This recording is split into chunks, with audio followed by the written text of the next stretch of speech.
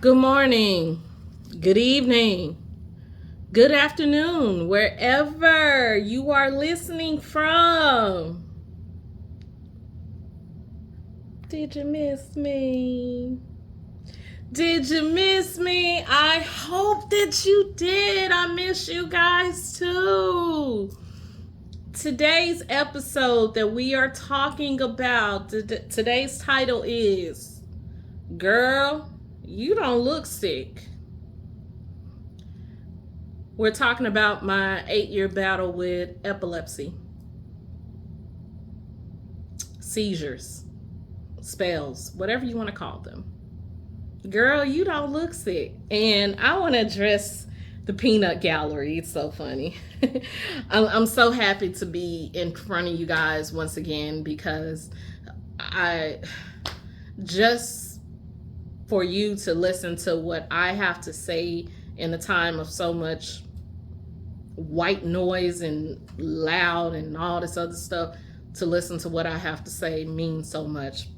So let me address the peanut gallery, okay? Before we dive into some real stuff. I haven't recorded an episode because I went through a heavy bout of depression. And depression is definitely one of those things where, you know, you can't get out of it sometimes. You can't. You're laying in the bed and you're just there. And it got back to me. Well, the source tells me that I am up here spreading lies and clout chasing. I'm laughing because where it came from. And I want to say this publicly on my platform. I'm not clout chasing. What I got a clout chase for? I did this podcast to open up my life, my experiences, the lessons that I've learned, to help someone whose voice has been muted, who's been told not to say anything, who's been told not to lie, who's been told not to spill any secrets. Don't you tell nobody but God. It kills your mama. Color purple. Ironic. That's my platform is letting people know it's okay to talk. Because when they bury you 6 feet under, it's going to be somebody writing your obituary, probably putting whatever the fuck they want to put in there if they're not a trusted source. So why not in this day and age and time that we are in right now, where we can actually express what we feel? So when I did Unapologetically Tea podcast, I decided that I'm going to be the voice of the black sheep. I am going to be the voice of the person that was afraid to speak. I'm going to be the voice of the person that is good at storytelling. That's why my story range from different subjects. In fact, if you have not subscribed to Unapologetically Tea podcast, it is available on Apple, Spotify, Audible, if you're an Amazon listener, Amazon Music, and also iHeartRadio as well. You can listen to my previous episodes that I have recorded. So I say it's not clout chasing, it's raising awareness. It's not clout chasing, it's raising awareness, darling.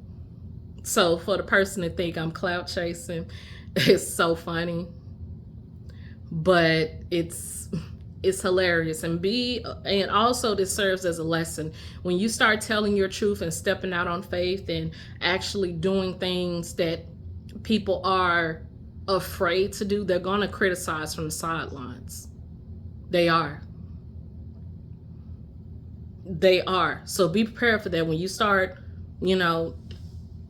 whatever it is, whether it's writing a book, whether it's doing a blog or a podcast, when you're sitting up here spilling your own beans, be prepared to offend the people that have hurt you, because they have not processed that. Be prepared for people to talk shit about you because they have not processed, and don't let them stop. And I'm going to tell that person that say I'm clout chasing, you ain't finna mute my voice. You muted it for a long, long time, and now you ain't finna mute it again. You don't like what I say, please change the goddamn channel. It's so many of them. Anyway, since protocol has been established, I had to get that off my chest. But I really had to say that because I want people to know that I am doing this for the people that have been silenced for so many years. This is your time to shine. Speak whatever is in your heart. It may reach someone. I know I am reaching someone that is dealing with the same thing I'm dealing with. So, girl, you don't look sick. Talking about epilepsy. As you know, today is Giving Tuesday. Giving Tuesday is a time where a lot of people give to nonprofit organizations in different causes. The reason why I released this episode on Giving Tuesday, because I really want to raise awareness for the Epilepsy Foundation. It's one of those foundations, I don't know across the United States, but I know here in my hometown in Memphis, it's really not mentioned as much. Not much as, you know, the big organizations that's mentioned here is the Salvation Army, St. Jude, definitely St. Jude, and American Heart Association, Susan G. Komen, breast cancer, diabetes, autism, youth villages that's for foster care. Epilepsy awareness, Epilepsy Foundation is really not mentioned in Memphis. And so today I decided to utilize my platform to talk about epilepsy, debunk some myths, what to do, and my personal battle with it. So I have some sheets that I print off. And what is epilepsy? Seizures. It is a neurological condition. Has something to do with the mind. A seizure is a symptom of epilepsy. It's a symptom of epilepsy. Let me say this for the folks in the back of the church. It's a symptom of epilepsy. A diagnosis of epilepsy is generally given to a person experiencing 2 or more unprovoked seizures and occurring 24 hours apart. Everyone has the potential to seize. However, epilepsy is most likely to occur with children and older adults.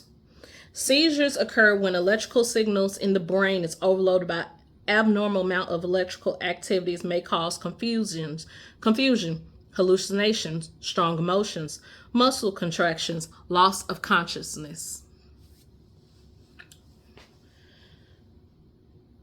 Now, we just uncovered something. Seizures are a symptom of epilepsy. People think seizures and epilepsy are one and the same. No, epilepsy is the condition. You having seizures is a symptom. And I did not know how this would impact me at all. So when you think of epilepsy, first things first, I know you're wondering, purple hair, purple everything. Purple must be her favorite color. It's a twofold thing. Actually, yellow is my favorite color. Purple is actually my daughter's favorite color. But purple is the color for epilepsy awareness. And November is National Epilepsy Awareness Month. So with me raising awareness, I cut off my hair, as you see, to raise awareness as well, because when you're epileptic, you have to do what is called an EEG. I may have said that wrong, where they put wires in your head to monitor your brain activities. So I felt like, okay, you know what? Let me show the world that you can still go through life, you can still achieve greatness, and you can look fabulous while dealing with this disability. And that doesn't just go for people dealing with epilepsy. It goes with people dealing with MS, sickle cell, autism, all of those things, cancer. Girl, you don't look sick. Yeah. Now, here's the thing about epilepsy that I have a problem with. It's within the African American community. It has not been addressed. It's almost as silent as mental health. And remember, 2 decades ago, mental health was not discussed in the Black community. No. We're not gonna do mental health. No. We could take it all to God. We some praying folks. We get on our knees. We take it everything to God. Going to therapists. And I remember an old preacher used to say, the doctor that you going to, to help you may be dying himself. And I used to thought that was the word. And I'm thinking about it. I'm like, well, if he died himself, he trying to save me, because obviously he knows some shit I don't know. But what if I told you that in the African American community, we are the most affected by epilepsy and the highest rate to die from epilepsy? Don't believe me? Let's go over the facts, shall we? Let's see. Nearly 450,000 African American non-Hispanic adults 18 or older have epilepsy.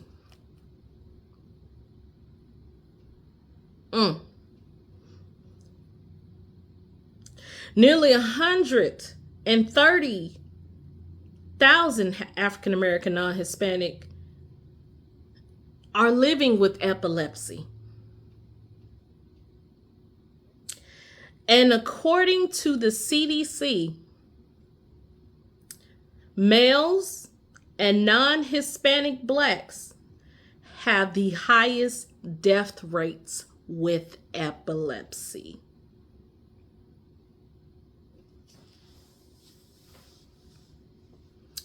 We're in a high risk factor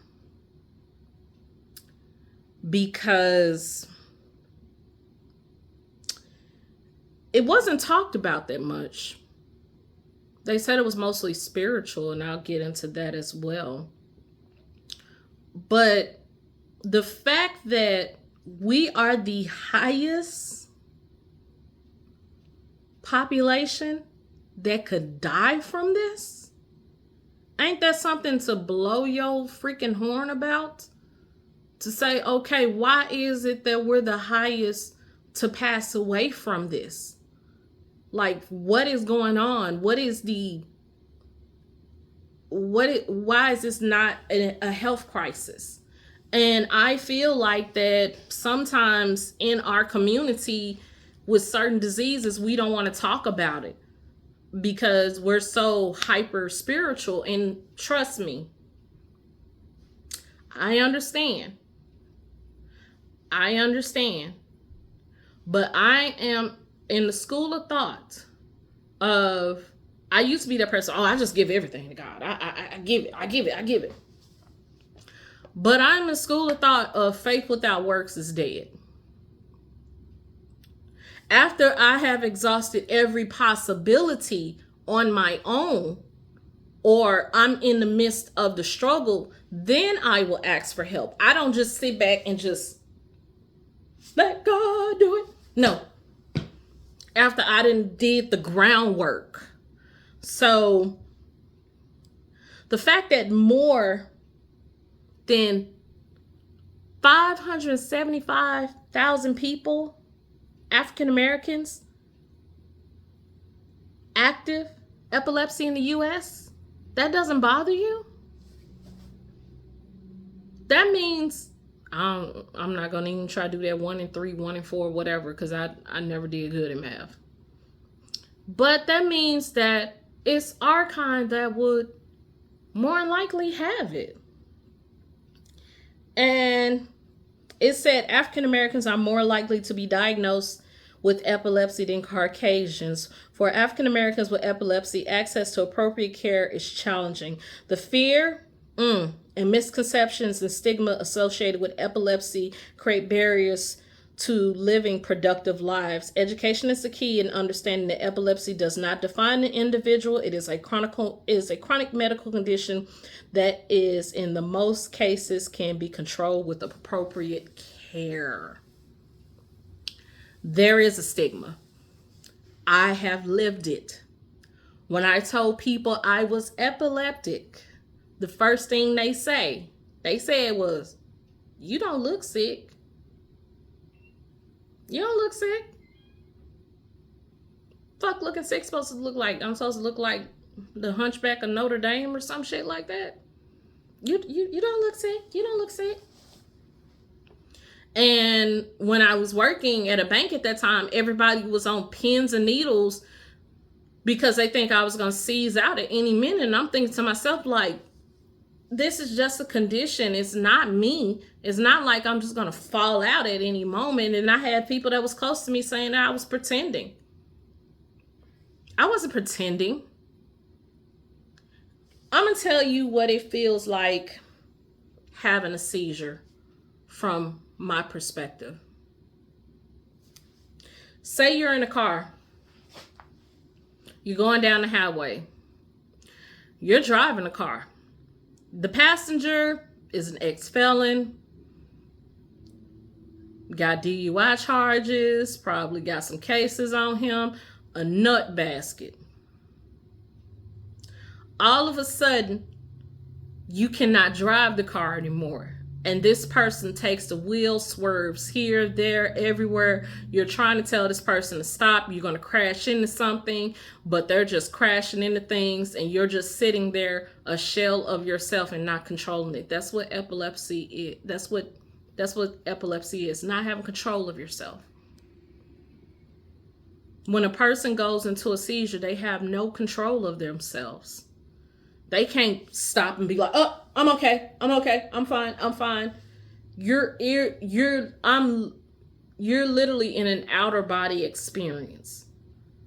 You don't remember what happened. I remember having a seizure back in 2017, 18, around that time. I was out and I had a seizure. A bad one. And to this day, I don't remember. I only remember spurts. I remember because I was drinking that day, which is a problem. I was drinking that day. Ex-husband pissed me off, so I was drinking. All I remember was laying on the floor, looking up. And then when I came to myself, I was in the ambulance, in the back of the ambulance. To this day, I can't tell you what happened and how it happened. Just by the grace of God, it was a friend that was there with me that was able to take care of me. And whoever that nurse was from Nashville that this person told me, she sought me through all of it. Because I was foaming at the mouth. I was drooling. I was everything. You don't have control of your body. And it leads to depressing thoughts. It leads to, how am I going to be able to operate in society when I can't control the central thing that controls everything? You feel helpless. You feel depressing. It's depressing. I go through this every day. So that's why I feel like that I definitely do need to raise awareness. And it's a lot of us that need to mark this as a crisis. The reason why epilepsy is so silent in our community is because it's automatic judgment. We're going to be judged. We're going to be judged for it. So people rather hide. I'm not hiding no more. I will carry this goddamn baton until the day the Lord calls me home. Until it becomes a crisis like mental health. Now mental health is a crisis because a lot of people are speaking up about it. So,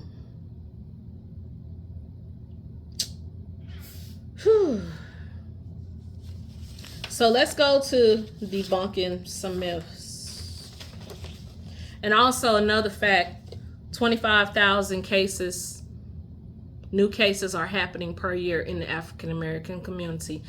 Put that in your spirit and let it marinate. 25,000 new cases are happening with people being diagnosed with epilepsy in the Black community. Let that marinate in your spirit. Let that marinate in your spirit. All right, let's time to debunk some myths. And then I'm going to go into the types of seizures, first aid, then my personal story, then we're going to close this out. Now, myth number one, let's get this on out the way. You should put a spoon, pencil, wallet, or anything in that person's mouth when they having a seizure. Let me tell you right now, on all of Beyonce's internet, no, do not do that. Do not do that. That is a big no. You don't do that. I'm going to tell you why. Because when you're going into a seizure, that person there has no control. They're not going to bite off their tongue. I've had a seizure where I've been down on my tongue, but I ain't bite it off. I just bit down on it and it was swollen. Because here's the thing, you don't have control of anything. Like I said, it's that nut case, that nut basket that's driving the car like this, and you sit in the passenger seat yelling and screaming, but you can't do anything because this person has control of the car. So no, when you see somebody going into a seizure, don't grab a wallet or a belt or something like that and wrap it around, because what will happen is that everything is open. That person could choke and they could die. They could die. No. You should never put something in a person's mouth because you have no control. The best thing to do when you see someone having a seizure is, and I'm going to go over these tips. First things first, when you see someone having a seizure, if they're in a restaurant or in wherever, let them fall. If they fall, move them over to their side. Move them over to their side. And remain calm. Listen to these steps. Move them over to their side. Take out your phone, not to record. Take out your watch. Time it. Time it. Time it. And I'm going to tell you why. If it lasts more than 5 minutes, then you call the ambulance. You call medical emergency if it lasts more than 5 minutes. Let them seize out. But if it lasts more than 5 minutes, then you call medical, ambulance, emergency, whatever. Once that person comes to themselves, you have to remain calm. If you're there with somebody that has epilepsy, you have to remain calm. Trust me. You have to remain calm, because when that person comes to themselves, they don't know what's going on. And they have you ask the basic questions. Hey, do you know what day it is? What's your name? What's my name? Where are we at? I know it sounds very kindergarten for me stating those questions, but you have to ask that because you're not there. You're not there at all. Can you say your name? Can you read this sentence? Because your brain, I look at it, remember Inspector Gadget? Whenever he got a letter or a note, it said, after reading this message will self-destruct. It'll blow up. That's what happens when you have a seizure. So remain calm. Ask the questions. Hey, do you know what day it is? Like, are you okay? Don't come with the, oh, are you okay? What's wrong? Da, da, da, da. Then you gonna make that person feel like, damn, what did I do? What happened? I'm trying to figure out my life. So second one, seizures are completely uncontrollable. Yes and no. I'm gonna tell you why. Depends on the type of seizures. They are controllable. The type of seizures I have is called, it used to be called petite mild, but it's called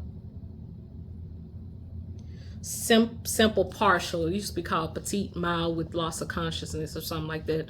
I done butchered the medical term, but basically in a nutshell, seizures have 3 tiers. You have the absent seizures, and I'm gonna tell you about the absent seizures. This is what an absent seizure look like.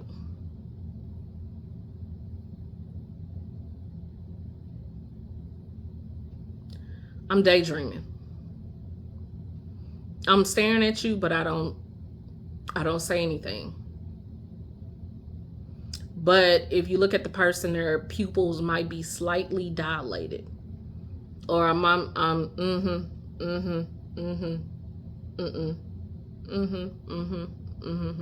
that's an absent seizure. That can be controlled through medicine. And I'll get on the medicine. That's a whole nother topic. That can be controlled through medicine. Petite mild seizures is where what I do go into, sometimes I go into a full episode where I am jerking, or my face is twisted, or, so on and so forth. That is controlled by medicine. But here's the thing about the petite mild seizures is there's such thing that a lot of people don't want to cover. It's called breakthrough seizures. Breakthrough seizures is when you're on medication, you're taking your medication, and then you have a seizure. Like busting out. Like you got the medicine here, but the seizures say, man, fuck all this shit. Here we go. And then you have the grand mal type of seizure. These are people that have to go through surgery, which I am praying to God I don't ever have to do. And they have different implements and, things and special medication because they could seize out at any minute. They're called the grand mal, or I call her the big bitch.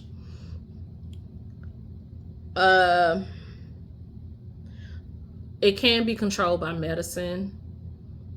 Definitely a diet, healthy combination, exercise, stuff that we already know. But let me tell you about this medicine. And I'm going to be honest, and I'm going to sit up for a minute. Move my mic closer, because this is a very intimate moment. Move this closer. Me personally, I hate taking medicine. I hate it with a passion. I'm going to tell you why I hate it. strips away my personality. I'm more anxious, nervous, depressed.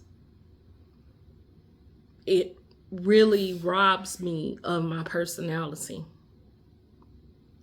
I hate it with a passion. I really hate it. That's why I really hope and pray that we get some sensible folks in this White House, some sensible folks in our local government to pass bill or make it into a law with people with dealing with epilepsy to have access to CBD and medical marijuana. Do the research, the shit works better than pills, better than implants.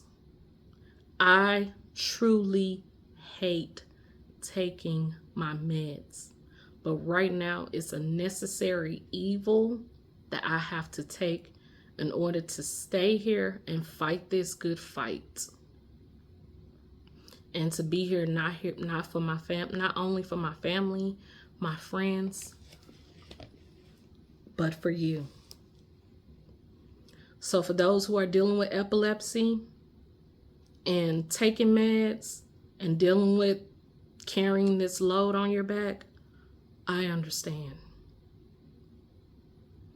I'm in the fight with you. I totally understand. The type of medicines I take is lamotrigine and Keppra, and Keppra sucks. I have this thing called Keppra Rage. Research it. It's the side effects of the medicine where it makes a person super anxious, and kind of almost one of the medicines I take treats people that have bipolar disorder. So every day I'm fighting against myself. I'm fighting against my thoughts. I'm fighting against a lot of things. Some days I have good days. Some days I have bad days. But I really don't like taking my medicine. And I really wish that we would literally advocate for people that have epilepsy to get medicinal marijuana, CBD, because the studies have shown that it does work. It does work. But as they say, the money is in the cure.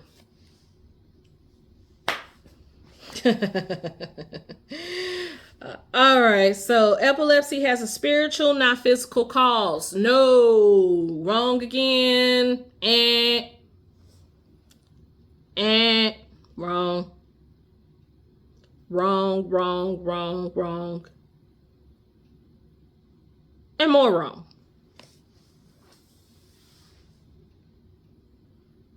Epilepsy is a medical condition, and seizures are the outward signs. Seizures caused by brief disturbances in the brain electrical activity. Epilepsy is not a curse. I thought when I got diagnosed in 2015 that it was a curse. Think about my life. Mom passed away from cancer. I had a miscarriage. Me and my husband are in extramarital affairs. Shit can't get any better. It's a curse.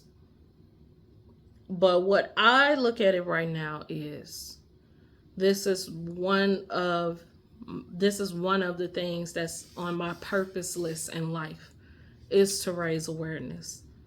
Because if God said, yo, Tiffany, you're going to have epilepsy in 2015, I would like, return to sender. I don't need that bullshit. But I feel like that was the mantle that was placed upon me to spread awareness about it. So I'm going to get into seizure first aid, and I'm going to tell you about my personal story. As we cover, stay with the person until they are awake. Do not leave them. Stay with them the whole time. They don't have control of their body. Time to seizure, we cover their remain calm, check for medical ID. Some have medical ID, breathless or whatever. Keep the person safe. Move anything. If they fall out of chair at work, move everything around. And also, unless you are helping, don't be a standby like, oh, what they doing? They okay? Such and such, such and such. No. If you're not gonna help them, move the fuck on. Not gonna call the ambulance, move the fuck on. Or if you're not a licensed practitioner, move the fuck on. Okay, we said turn the person on the side if they're not awake and aware. Pushing that person off to the side, because what they could do is if they vomit or they, lose bowel control or whatever, they won't choke on their vomit. Loosen any tight clothing. Put something soft on their head, because trust me, for those who've seen it. Call 911 if the seizure lasts more than 5 minutes. We covered that. If the person does not return to their original state, I'm going to come back to this. And we're going to take a pause for the calls. All right. Good morning, good evening, good afternoon, wherever you're listening from. It's part 2 of Girl, You Don't Look Sick. Where I left off at is seizure first aid. Stay with the person until they come back to their original state. The thing is that you do not want to leave that person, because when they're coming out of a seizure, they're still in a confused state.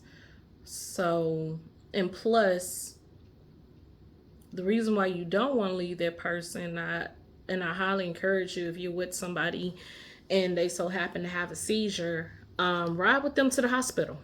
Because I'm going to tell you why. I know you like, look, I ain't got nothing to do with this, such and such, such. Trust me.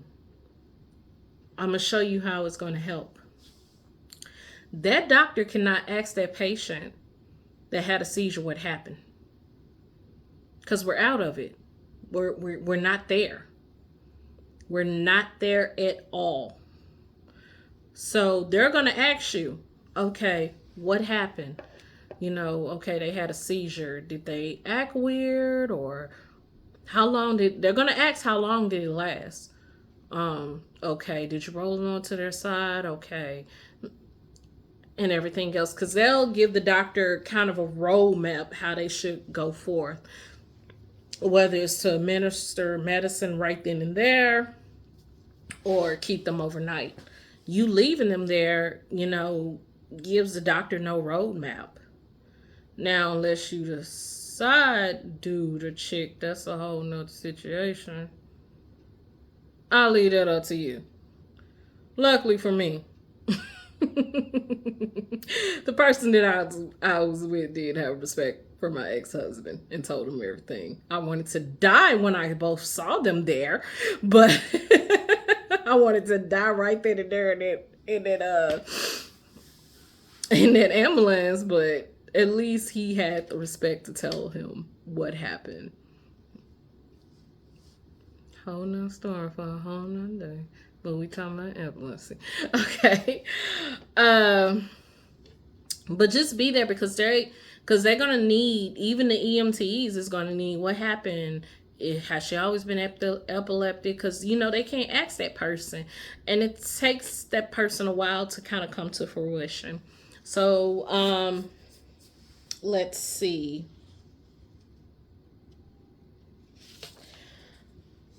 Okay, so let's go over the different types of seizures, and then we're going to end this with my personal story. The different types of seizure is absent seizures. Absent seizures is just what it is. It's absent. This is what an absent seizure looks like. Looks like me staring at you, right? Simple partial, which is one of the seizures that I have. It's an absent seizure, blank stare beginning and end. Ending abruptly, lasting only a few seconds, most commonly in children, may be accompanied by rapid blinking and some chewing movements of the mouth. Child or adult is unaware of what's going on during the seizure, but quickly returns to full awareness. Once it has stopped, it may result in learning difficulties in if not being recognized or treated. What it's not is not daydreaming, is not lack of attention, and deliberate ignoring of adult instructions. What to do? I got this from the Epilepsy Foundation. What to do? No first aid necessary, but if this is the first observation of the seizures, medical evaluation must be recommended. So absent seizures, I do have they was formerly called petite mal, but they're okay. They didn't change. Epilepsy Foundation changed some stuff, but it's all good. It's a person they're fully unaware, and when they come back very slowly but quickly. Slowly, but it's still some adverse effects. I've noticed that, when the people that actually been around me when I had seizures, they said that I have this blank stare and my pupils will dilate, which is the number one cause. Simple partial seizures. Jerking may begin in one area of the body, arm, leg, face. The jerking cannot be stopped, but the patient stays awake and aware. Jerking may be proceeded in one area of the body to another, sometimes spreads and become convulsive seizures. Partial sensory seizures may not be obvious to the onlooker, but patient experience distorted environment. May see or hear things that aren't there, may feel unexplained fear, sadness, anger, joy, may have nausea, experience odd smells, and have a generally funny feeling in the stomach. That is the type of seizures that I do have, simple partial. I experience all of that. What it is not, acting out. I can't express to you so many times how certain people thought I was just acting out. You're not really having a seizure, you just acting out. You just doing this to gain whatever. If that was the case, I wouldn't go to fucking Nashville, but I'm gonna try not to curse as much. Bizarre behavior, hysteria, mental illness. We're back to this thing where everything is mental, and it's not.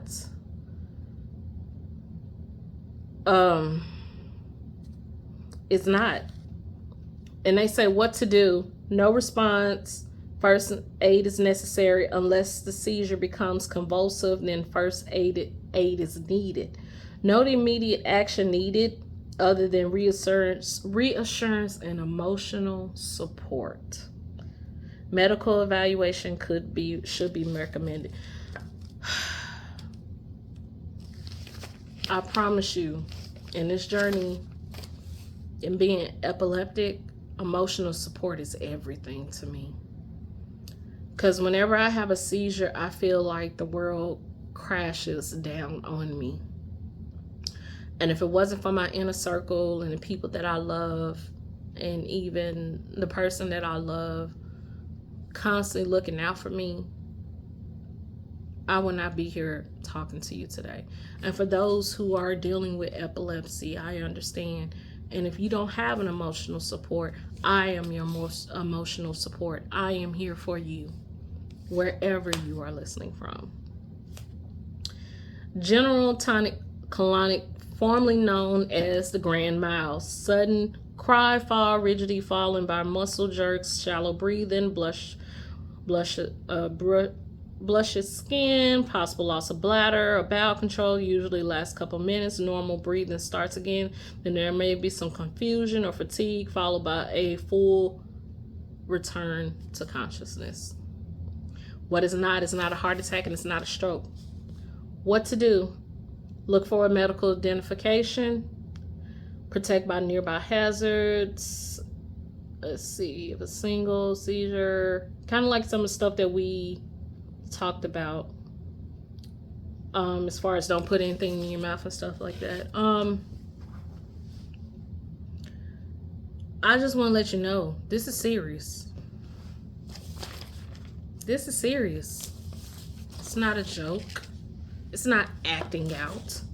It's not pretending. Pull my mic up. Do Tasha K. It's not pretending. It's not pretending at all. This is an actual medical condition. I can't do Tasha K. Only Tasha K can do that. I'm gonna do Tiffany Renee.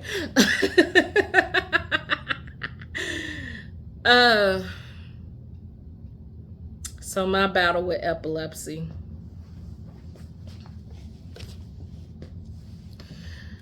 Got diagnosed in 2015. Started as absent seizures. But I was reckless. I drank, smoked, did everything I was big and bad and bold enough to do. Didn't take my medicine. I didn't like it because I couldn't understand. I got diagnosed when I was 31. So drinking was like my buddy. And I did not know it was counterproductive to what I was dealing with because I didn't understand it. Nobody in Memphis could tell me what was going on with me. They just kept prescribing me medicine.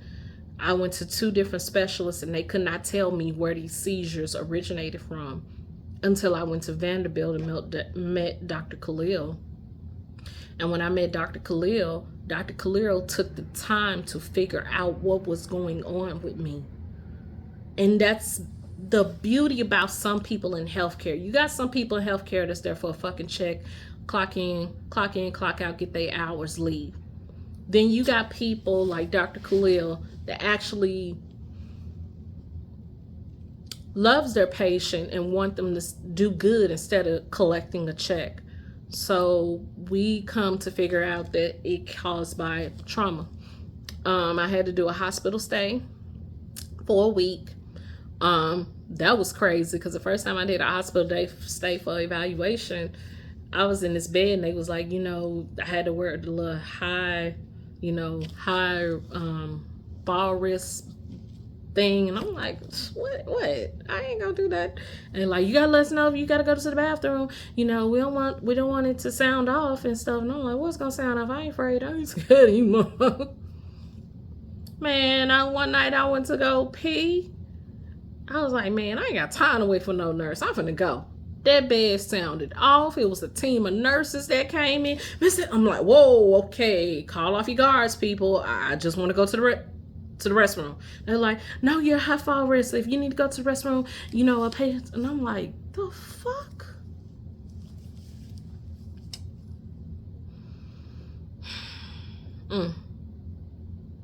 Take medicine. We expressed that I already hate the medicine. I do deal with bouts of depression, anxiety, all those things. Because I feel like I got this monkey on my back. And I feel like that one day I won't be able to get rid of it. Where I'm at right now is that I'm going to fight this bitch. Thus me shaving off my hair to raise awareness. I'm going to keep running until it gets the necessary attention, media attention that it needs. Not the type of media attention when somebody passes away from a seizure. That's when people want to get active, when someone passes away from it. It should be an everyday thing because people are living with it.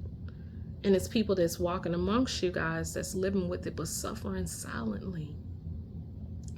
So if you know someone that has epilepsy, hug them. Tell them, hey, I'm here for you. I have my friends all the time whenever I get depressed. They like, all right, Tiffany, don't get sick now. We just calm down. Just we don't want you to get sick. And you know how much that means to me? That means that people are taking consideration of what I'm going through and looking out for me instead of you acting out. You just acting out. You just acting. You pretending. So as I bring this to a close, and I may do another episode about this.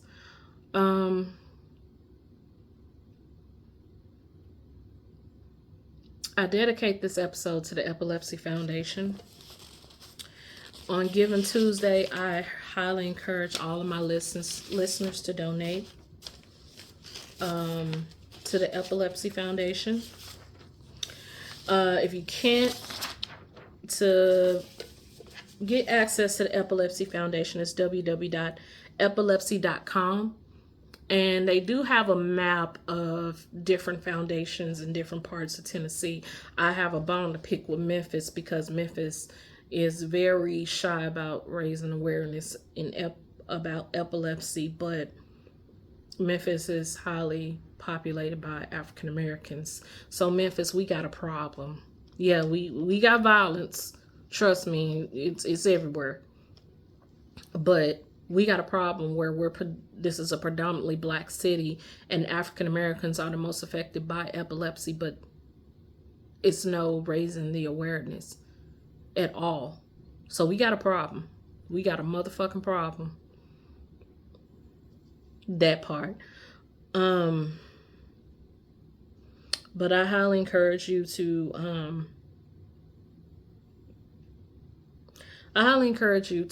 learn more about epilepsy, not only for yourself, maybe some family members that are dealing with it. Where I'm at right now, I'm still taking meds that I hate. I'm going to cognitive behavioral therapy. That is a different type of therapy where I'm doing a lot of unpacking. But I just want to let you know that, baby, I'm in the fight. I'm in the fight, and I'm gonna beat this like no other. And girl, yeah, you don't look sick. No, I don't. I don't look sick. But I don't look like what I've been through. I don't look like what I've been through or what I'm going through right now. And if I knew then what I knew now, when I had my first seizure, I should have taken a full scope at my whole life, but I was too busy not trying to deal with the passing and not trying to deal with the problems at home. And I'm going to end this live with this story. My first seizure that I had, I somewhat remember it.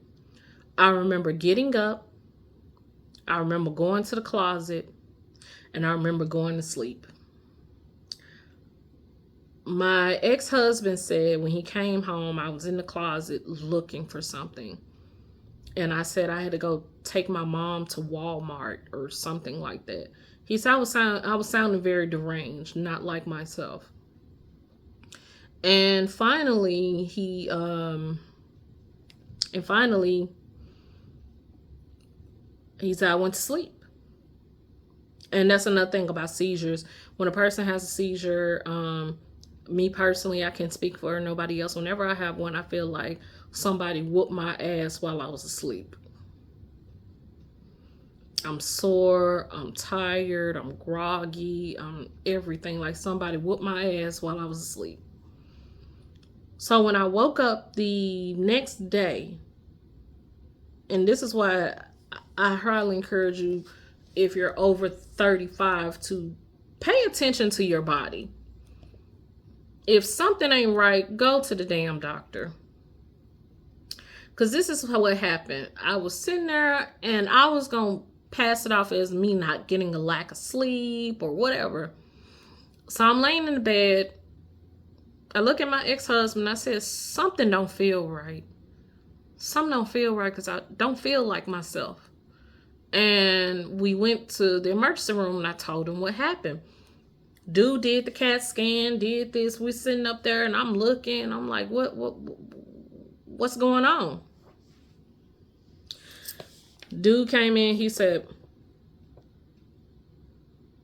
Miss Harris, have you ever had seizures? Just like a shot right here. Have you ever had seizures? No, sir, I never had seizures. What's going on? He was like, from the chart, it shows that you're epileptic. You had a seizure.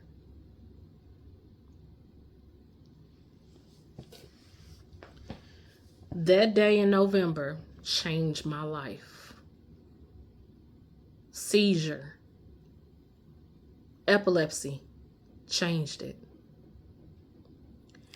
And from there, where I'm at right now, I am trying to beat this and show people that's not only dealing with epilepsy, but any other type of disability.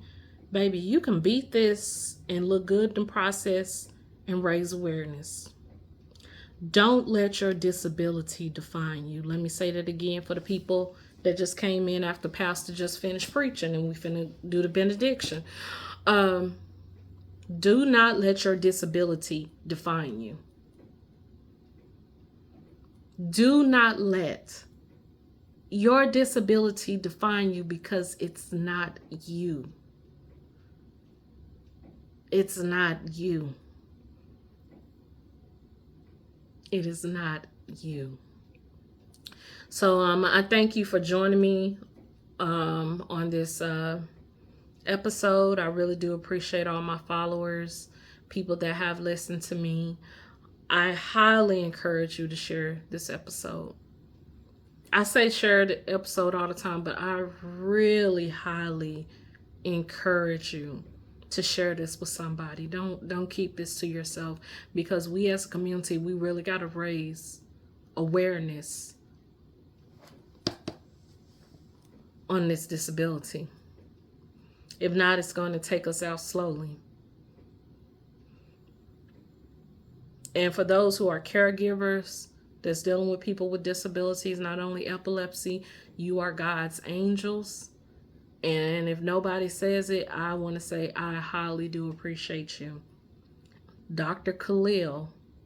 Abdul Khalil at Vanderbilt University, I really appreciate you, because you saved my life. You saved my life. So I don't have anything else to say. Like I said, today is Giving Tuesday. Make sure you do give to the charitable cause of what you got left from Black Friday, Cyber Monday, Giving Tuesday. If you ain't paid your tithes, it'd be a better time to pay your tithes if your church is a 501c3. If they not.